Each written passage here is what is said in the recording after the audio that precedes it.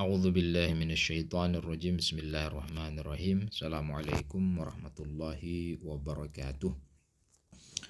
Bismillah, alhamdulillahi rabbil alamin. Assalatu wassalamu ala asyrafil anbiya'i wal mursalin wa ala habibi qulubil alamin sayyidil Mustafa Muhammad sallallahu alaihi wa alihi wasallam. Pertama-tama, marilah kita senantiasa memanjatkan puji dan syukur kehadirat Allah Subhanahu wa Ta'ala, yang mana pada kesempatan kali ini kita masih diberi taufik untuk bisa melanjutkan perkuliahan kita ini. Tentunya dalam materi perkuliahan kita adalah pengantar usul fikih, dan kali ini kita masuk sesi ke-9. Selanjutnya, salam dan sholawat juga senantiasa tercurahkan kepada baginda Rasulullah Sallallahu Alaihi Wasallam, pada ahlul bait beliau, para ma'sumin, salamullah alaihim ajma'in. Mudah-mudahan kita semua kelak memperoleh syafaat dari beliau, amin ya rabbal alamin. Baik teman-teman sekalian, pada sesi kali ini kita akan melanjutkan pembahasan kita, perkuliahan kita, tentunya dengan materi yang sudah kita siapkan. Nah, kali ini kita akan membahas tentang sepintas atau istilahnya sekilas berkaitan dengan sejarah ilmu usul fikih. Nah, tentu kita menyadari sebagai seorang yang memiliki status sebagai pelajar ataupun sebagai mahasiswa, memahami dan menyadari secara rasional bahwa segala sesuatu itu, apalagi sebuah disiplin ilmu, tentunya memiliki latar belakang sejarah tersendiri, khususnya dalam kaitannya sejarah terbentuknya atau tersusunnya sebuah pengetahuan, sebuah ilmu, sebuah disiplin pengetahuan. Setiap pengetahuan itu tentunya tidak terlepas dari yang namanya latar belakang, kenapa dia muncul, misalnya seperti apa proses yang dia lalui sehingga kemudian membentuk sebuah pengetahuan, sebuah disiplin ilmu pengetahuan. Nah, ilmu usul fikih juga tidak terlepas, tidak terkecualikan dari hal semacam itu, bahwa ia memiliki latar belakang, memiliki sejarah, dan tentunya di dalam sejarah ilmu usul fikih itu akan dikemukakan banyak hal terkait dengan sejarahnya. Nah, adapun mengenai sejarah ilmu usul, sebagaimana disebutkan di sini bahwa ia adalah suatu ilmu yang tentunya yang namanya sejarah yang membahas tentang asal usul ilmu usul fikih itu. Karena kita membahas tentang ilmu usul fikih, sejarahnya dari aspek sejarahnya, maka sejarah ilmu usul fikih ini tentunya membahas tentang asal muasal, adal, sumber dari mana usul fikih ini muncul. Juga misalnya sebab-sebab timbulnya ilmu usul fikih ini juga dibahas, dan perjalanan atau perkembangan serta sejarah pertumbuhan, perkembangan, permasalahan ilmu ini dalam kurun waktu misalnya sejak dari masa Rasulullah hingga masa sekarang ini. Itu semua akan dijelaskan di dalam sebuah catatan sejarah, termasuk di sini tentang ilmu usul fikih itu. Nah, tentu di dalam perkembangannya para ulama berupaya, orang-orang yang istilahnya para cendekiawan yang mempelajari atau mencoba mendalami ilmu ini, berupaya untuk memberikan atau menyajikan hal-hal yang berkaitan dengan sejarah ilmu usul fikih dalam bentuk yang berbeda-beda, dalam pola yang berbeda-beda.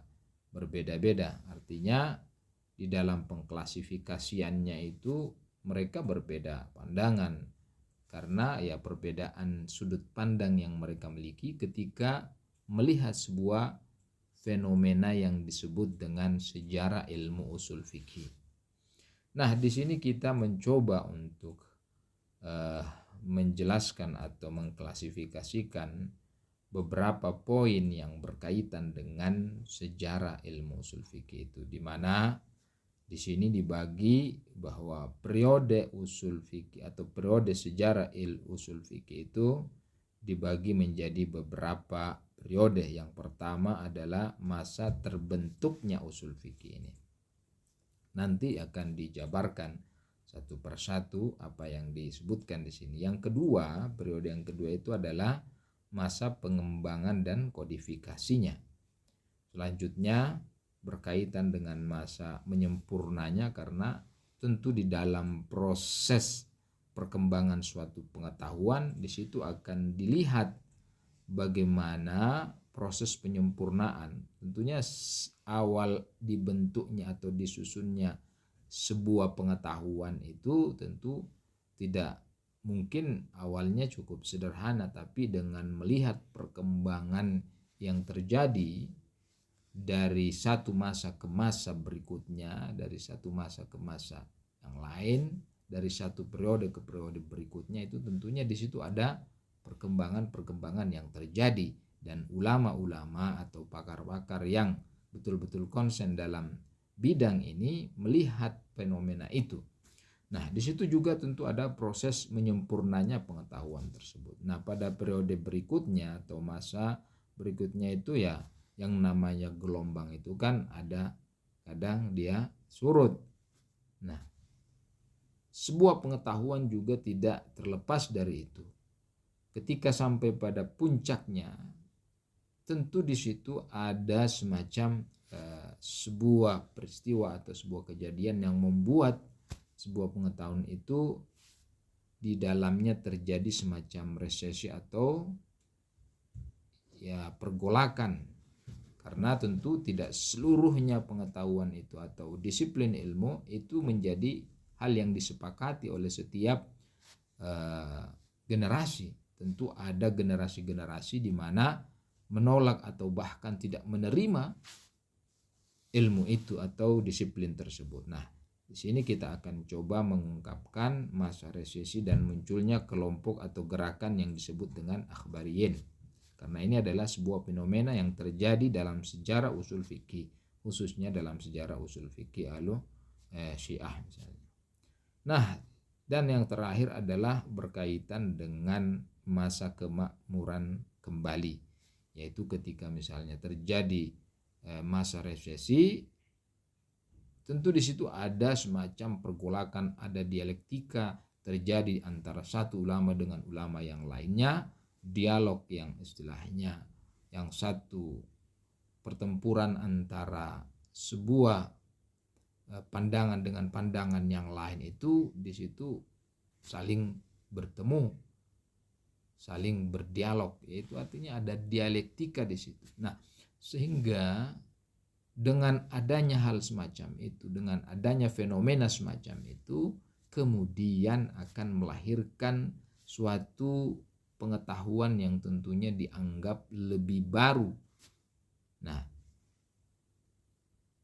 maka tidak bisa dipungkiri bahwa di situ akan ada sebuah peningkatan, sebuah kemajuan, sebuah transformasi yang dimiliki oleh sebuah pengetahuan itu. Sehingga di periode ini tentunya ilmu tersebut, disiplin ilmu khususnya yang kita bahas adalah ilmu usul fikih itu mencapai puncaknya, puncak kemakmurannya, dan terus menjadi sesuatu yang diprioritaskan. Nah, Berdasarkan hal ini kita akan coba menguraikan, tentunya tidak akan panjang lebar. Nah, yang pertama adalah masa terbentuknya usul fikih ini.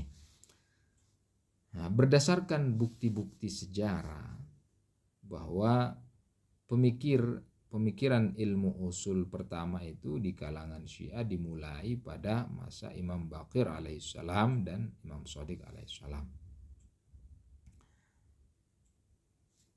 Kalau teman-teman membaca sejarah bahwa kita mengenal dalam dunia Islam itu pasca Rasulullah Shallallahu Alaihi Wasallam, kita mengenal dua dinasti yang cukup besar, yaitu dinasti Umayyah dan dinasti Abbasiyah. Nah, tentu di dalam proses pemerintahan ini, perebutan kekuasaan yang terjadi antara dinasti Umayyah dengan dinasti Abbasiyah itu menjadi peluang bagi sebagian kalangan, khususnya para maksumin yang dipelopori oleh Imam Baqir alaihissalam dan Imam Shadiq, di mana beliau kedua maksum inilah yang kemudian membuka lapangan atau membuka madrasah untuk seluruh kalangan sehingga bisa mendapatkan pengetahuan, mendapatkan ilmu dalam berbagai bidang, bukan hanya dalam bidang pengetahuan agama. Nah, kedua imam maksum inilah yang menjadi mercusuar, istilahnya menjadi sentral bahwa semua orang belajar dengan beliau, bersama beliau. Artinya ulama-ulama itu banyak yang berguru pada beliau. Nah, para imam maksum ini itulah yang kemudian kalau kita arahkan ke pembahasan kita, ke pembahasan usul fikih, beliau-beliau inilah yang mengajari para murid-muridnya cara yang benar dalam menyimpulkan perintah-perintah ilahi dari Al-Quran dan Sunnah. Artinya apa? Artinya beliau-beliau ini sudah mengajarkan kepada umat, kepada kaum muslimin, bagaimana kita beristimbat, melakukan sebuah proses ijtihad.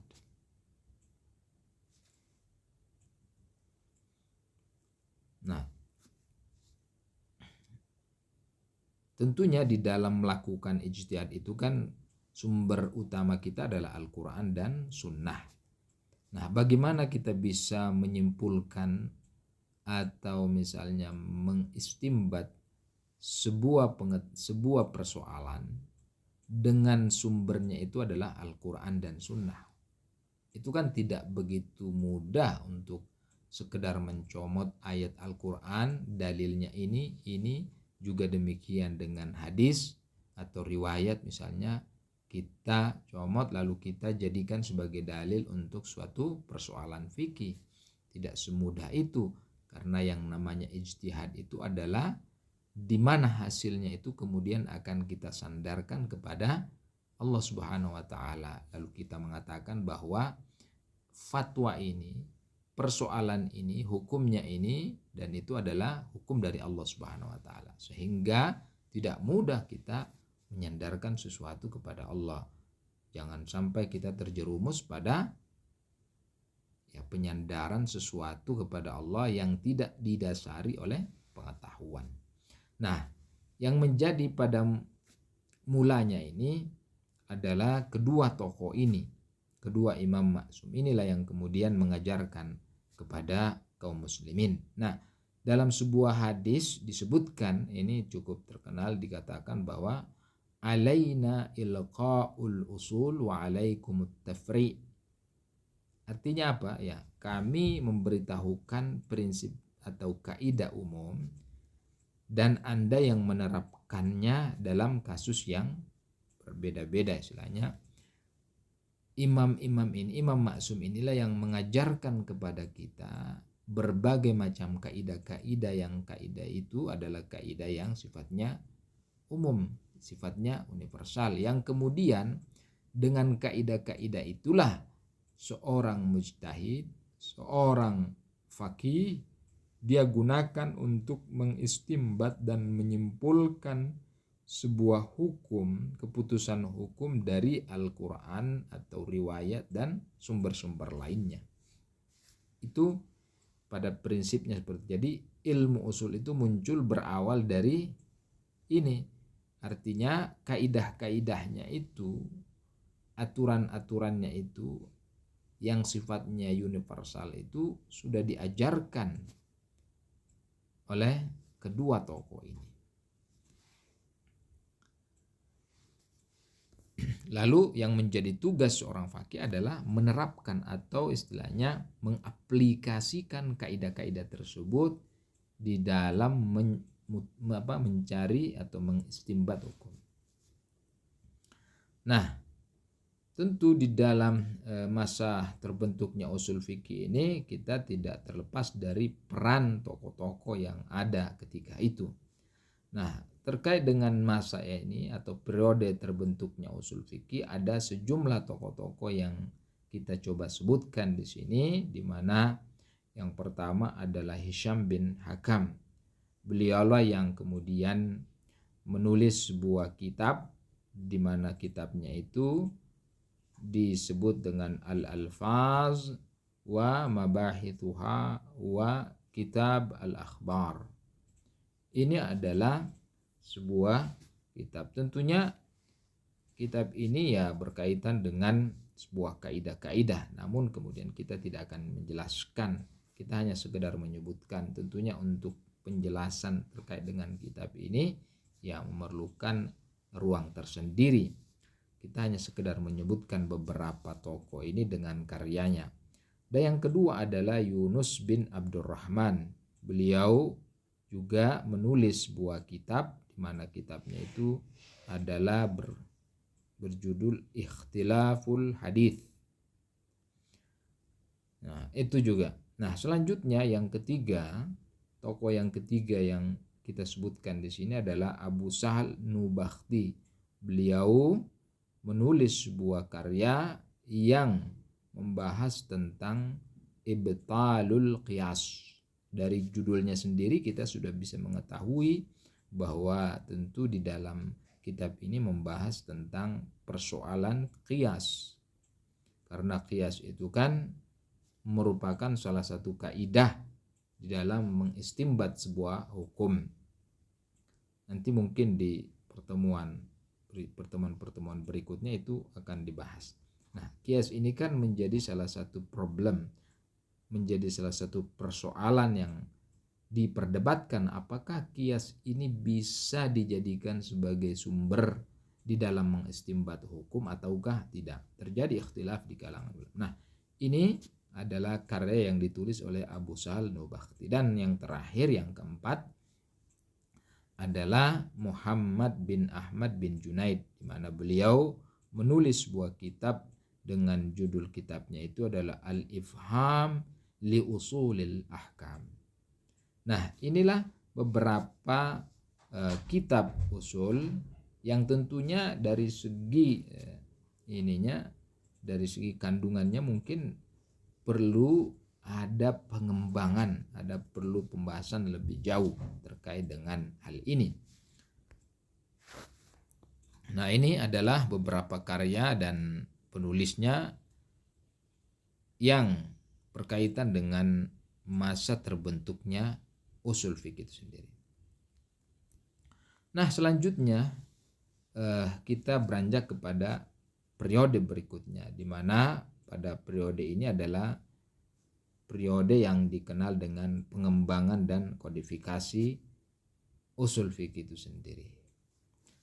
Nah, salah satu ciri era ini atau periode ini atau masa ini adalah bercampurnya ilmu usul fikih dengan fikih dan teologi, yang mana ulama usul atau ulama usul fikih itu banyak berupaya mendekorasi topik-topik usul fikih dari topik-topik lainnya, berupaya untuk memisahkan mana yang ada kaitannya dengan ilmu usul fikih, mana yang ada kaitannya dengan fikih, dan hal-hal yang berkaitan dengan persoalan teologi, persoalan ilmu kalam. Di masa ini diupayakan oleh ulama-ulama untuk supaya jelas yang mana, sehingga tidak bercampur baur antara satu ilmu dengan ilmu lainnya. Nah, ini proses yang terjadi di masa perkembangan dan kodifikasi. Nah, selanjutnya juga yang kedua adalah catatan yang kedua yang perlu kita perhatikan di sini di masa perkembangan ini adalah bahwa usul fikih Syiah itu didasarkan pada usul fikih Sunni. Artinya apa? Artinya dari segi kodifikasi tentunya ulama-ulama ahlu sunnah itu lebih awal menyusun sebuah kaidah-kaidah, sebuah pembahasan yang berkaitan dengan usul fikih, karena problem mereka adalah pasca Rasulullah itu mereka tidak lagi punya rujukan yang jelas. Artinya di situ mulai gelisah bahwa dalam menjawab persoalan-persoalan hukum ini kepada siapa kita merujuk. Mungkin kepada sahabat, pada tabi'in, kepada tabi'in dan selanjutnya. Lalu muncul problem-problem yang baru yang mungkin tidak terjawab pada masa sahabat, pada masa tabi'in, pada masa tabi'in itu, karena sesuai dengan perkembangan zaman tentunya persoalan-persoalan yang baru juga ikut bermunculan, sehingga untuk menjawab hal itu diperlukan sebuah disiplin pengetahuan. Maka para ulama dari kalangan Ahlussunnah berupaya untuk menyusun sebuah bangunan pengetahuan, menyusun sebuah disiplin ilmu yang kemudian digunakan untuk menjawab hal-hal itu yang kita kenal dengan ilmu usul fikih. Berbeda dengan kalangan Syiah atau kalangan Ahlul Bait, di mana mereka pasca Rasulullah karena berdasarkan keyakinannya meyakini bahwa pasca Rasulullah ada 12 imam yang kemudian tugas-tugas yang diberikan kepada Rasulullah itu dialihkan kepada mereka, diembankan kepada mereka. Mereka lah yang kemudian memberikan jawaban-jawaban secara langsung. Meskipun tentunya ada juga problemnya karena tidak semua misalnya sahabat itu bisa berhubungan langsung dengan para maksumin. Tapi yang jelas bahwa para maksumin ini sudah memberikan kaidah-kaidah sebagaimana yang sudah kita isyaratkan. Nah, jadi dikatakan bahwa usul fikih itu didasarkan pada usul fikih sedemikian rupa sehingga dalam setiap diskusi tentang pandangan-pandangan usul fikih, para ulama sunni itu disajikan dan dianalisis serta dikritik dan dikomentari. Nah, tentu terlepas dari bahwa usul fikih Syiah itu tidak istilahnya terpengaruh dengan usul fikih, tapi dengan catatan bahwa apa yang ada di dalam usul fikih Sunni itu yang kemudian termaktub atau juga dimasukkan ke dalam usul fikih Syiah itu pada dasarnya adalah dalam rangka memberikan kritikan, memberikan penjelasan, dalam rangka memberikan atau meluruskan apa yang dijelaskan karena terjadi perbedaan. Contoh sederhana adalah berkaitan dengan ijma' misalnya, karena kita ketahui ijma' ini adalah salah satu hal yang menjadi pembahasan di dalam usul fikih. Di situ mereka berbeda pandangan. Apa yang dimaksud ijma'? Apakah ijma' ini bisa dijadikan sebagai hujjah ataukah tidak? Nah, itu adalah hal-hal yang ada di dalam periode ini.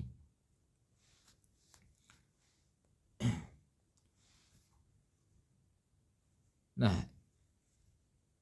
selanjutnya di sini kita juga akan menyebutkan beberapa tokoh-tokoh yang memiliki peran penting di masa pengembangan dan kodifikasi ini.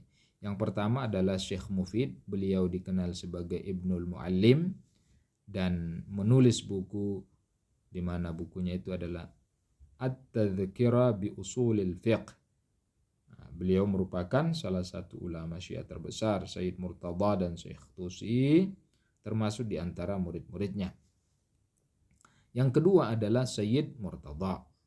Jadi Syekh Mufid itu yang pertama. Yang kedua adalah Sayyid Murtada, yang juga dikenal sebagai ulama dan beliau dikenal dengan Alamul Huda. Nah, buku yang beliau tulis adalah Adz-Dzari'ah ila Usulis Syariah. Ini juga merupakan salah satu buku terpenting tentang dalam bidang usul fikih pada periode ini. Dan yang terakhir yaitu Syekh Tusi yang dikenal dengan Syekh At-Ta'ifah, yang mana berada pada puncak periode ini. Beliau menulis sebuah kitab usul, dan kitab usulnya itu disebut dengan Al-Udda fi Usulil Fiqh. Beliaulah yang kemudian mengubah usul fikih dan fikih Syiah serta membawanya ke tahap kesempurnaan dan perkembangan yang istilahnya relatif berkembang. Nah, itu sejumlah tokoh-tokoh yang punya peran penting dan punya peran besar di masa pengembangan dan kodifikasi ini. Selanjutnya, tentu sebagaimana yang kita sudah isyaratkan, setiap disiplin ilmu itu dari sejak berdirinya itu tentunya akan mengalami semacam penyempurnaan.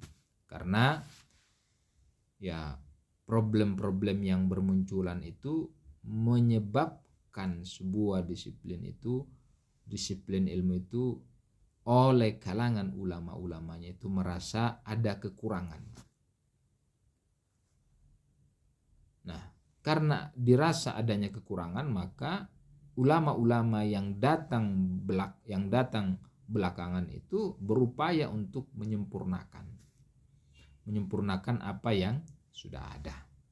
Nah, di masa atau di periode penyempurnaan ini juga dalam bidang usul fikih itu juga mengalami hal yang sama. Misalnya sepeninggal Syekh Tusi, usul fikih Syiah itu mengalami stagnasi selama kurang lebih ya satu abad penuh misalnya. Kehebatan Syekh Ta'ifah itu tidak membuat banyak orang untuk berani mencoba mengkritik, dan sebagian besar murid Syekh hanyalah penirunya. Syekh Ta'ifah ini atau Syekh Tusi ini karena istilahnya karismatik beliau, karena pandangan-pandangan beliau, sehingga murid yang hampir semuanya itu adalah generasi berikutnya, hampir semuanya adalah murid-murid beliau. Mereka ini tidak berani untuk berbeda pandangan dengan Syekh Tusi. Tapi pada tahun-tahun berikutnya muncullah ulama-ulama sebagaimana yaitu setelah 100 tahun, pasca 100 tahun itu, dengan upaya daripada Ibnu Idris Hilli, juga Muhakkik Hilli, usul fikih terbebas dari peniruan atau stagnasi dan memulai masa kemakmuran dan pertumbuhannya. Namun ia terus ditulis dan diteliti dengan memantau diskusi usul fikih Syiah, usul fikih Sunni tentunya. Nah, jadi terjadi penyempurnaan pasca Syekh Tusi itu yang dipelopori oleh beberapa ulama ini. Nah, masa berikutnya adalah masa penyempurna juga, tentunya ada sejumlah tokoh-tokoh. Masa periode penyempurnanya ilmu usul ini juga tidak terlepas dari peran berbagai kalangan, khususnya ulama-ulama yang ada ketika itu. Nah, di sini misalnya ada tokoh-tokoh seperti Ibnu Idris Hilli yang kita sebutkan, di mana beliau itu mempunyai buku fikih yang dikenal dengan As-Sarair. Yang kedua adalah Muhakkik Hilli. Beliau juga memiliki kitab usul. Kitab usulnya itu adalah Ma'arij al-Usul.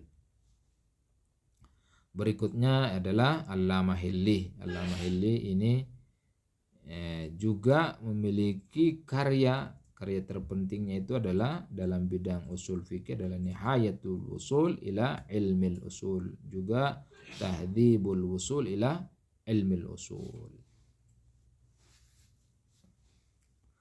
Nah, pasca penyempurnaan ini terjadi juga periode yang disebut dengan periode resesi dan munculnya gerakan atau kelompok akhbari ini. Nah, pada awal abad ke-11 Hijriah muncul metode baru yang disebut dengan akhbariyin dalam bidang fikih dan usul fikih tentunya, yang mencoba untuk mengkritisi dasar ijtihad dan usul fikih.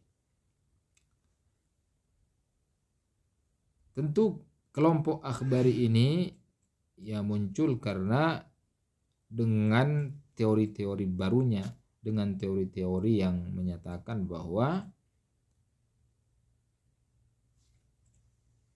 ijtihad itu tidak diperlukan, usul fikih itu tidak diperlukan. Kenapa? Karena semua itu kan adalah untuk dalam rangka memahami riwayat-riwayat yang ada. Sementara riwayat-riwayat itu untuk memahaminya itu sudah jelas adalah hujjah. Artinya apa? Semua riwayat-riwayat yang ada di dalam kitab-kitab hadis itu jelas berasal dari maksumin. Tidak perlu misalnya kita berupaya untuk membuktikannya berasal tidaknya. Semua adalah dari maksumin. Artinya sahih istilahnya sebenarnya itu. Ini adalah sebuah fenomena yang terjadi di dalam sejarah usul fikih.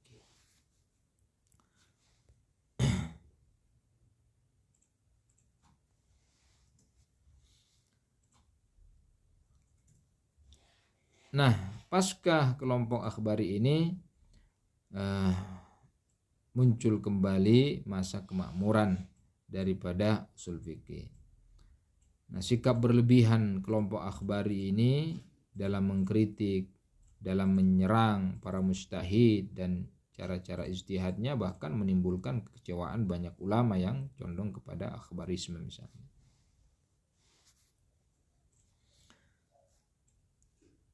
Tokoh yang tentunya terkenal pada periode ini, yakni pada periode kembalinya kemakmuran usul fikih itu adalah Wahid Bahbahani, Allama Bahrul Ulum, Syekh Ja'far Kashiful Ghita, Mirza Qumi, Mullah Mahdi Naraki dan lain-lain.